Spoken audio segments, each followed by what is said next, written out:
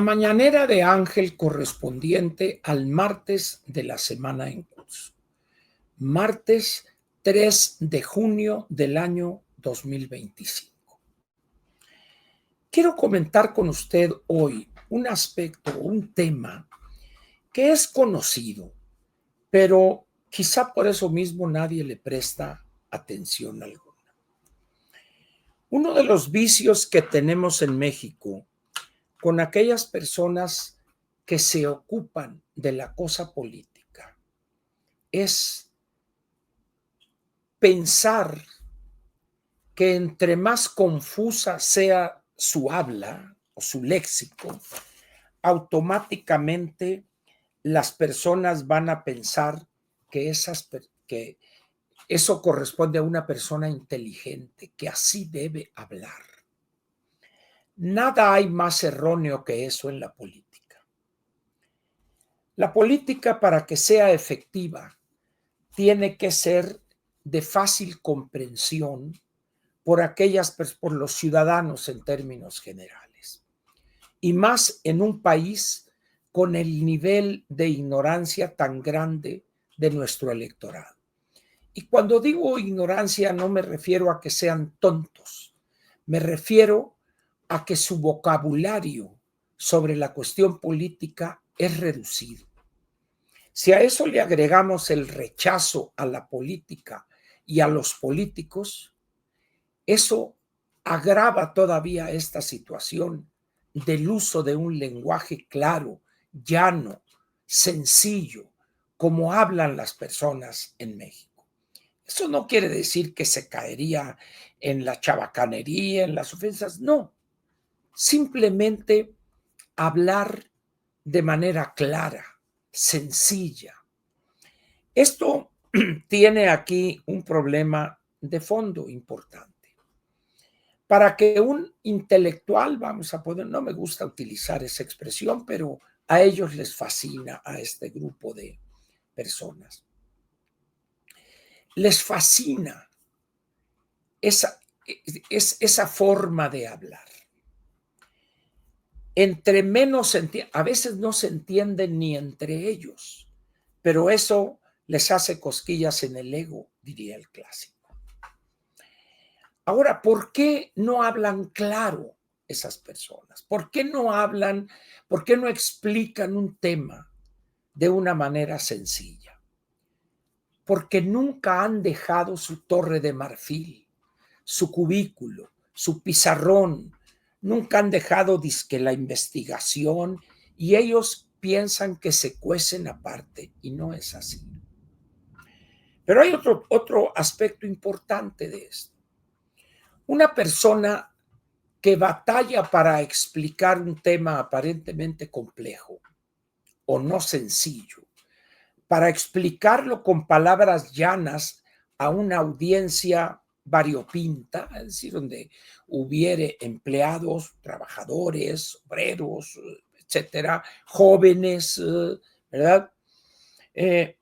Si esta persona no domina muy bien el tema acerca del cual va a hablar, va a ser muy difícil que pueda transmitir de una manera clara para que la audiencia a la que se esté dirigiendo le entienda. Hoy es un caso típico este de la reforma judicial. Si yo les leyere algunos artículos escritos en torno a esta mal llamada reforma judicial, se iban a reír. Pero voy a nomás a leer un párrafo para que quede claro lo que señalo. No voy a decir el autor de esta colaboración hoy en un periódico. La coalición de Morena puede constatar hoy que se representa a ella misma y a AMLO, pero en este caso concreto no tiene hoy legitimidad para sostener que el mandato de las urnas fue su guía de actuación. Para empezar, no hay coma alguna, hay una acá hasta arriba, pero se pierde eso. Repito, la coalición de Morena puede constatar hoy que se representa a ella misma y a AMLO, pero en este caso concreto no tiene hoy legitimidad para sostener que el mandato de las urnas fue su guía de actuación. ¿Qué quiere decir eso? Ni yo le entiendo qué quiso decir el autor de esta parrafada, pero luego dice, ese mandato requiere, coma, con los datos de ayer, coma, de una hermenéutica y una interpretación democrática de lo que significa el elevadísimo nivel de abstención. Para empezar, no hay interpretaciones democráticas o intervenciones autoritarias. Pero eso de la hermenéutica, aquí sí ya me río, la verdad. ¿Cuántas de las personas que tuvieron la fortuna o desgracia de leer esta colaboración periodística saben el significado de la hermenéutica? Yo les puedo asegurar que muy pocos. Pero ¿por qué lo usa este colaborador de este periódico? ¿Por qué lo usa sabiendo que está escribiendo para un gran público? Pues es que me dice alguien, comentaba esto, esta nota la comentaba con este amigo con el que suelo comentar estas cosas. Es que Ángel, él piensa que esa forma, esa palabra lo eleva, le da cierto caché. Ni madres, le digo. Es una persona que es un mamila, por no decir que es un mamón. Si el mexicano fuera una persona ordenada que corre a buscar un diccionario de la Academia de la Lengua para ver el significado de hermenéutica, yo diría que ponga lo que quiera, pero eso no es mexicano, eso probablemente pueda ser quizá un chileno, un argentino, pero un mexicano es imposible que haga eso.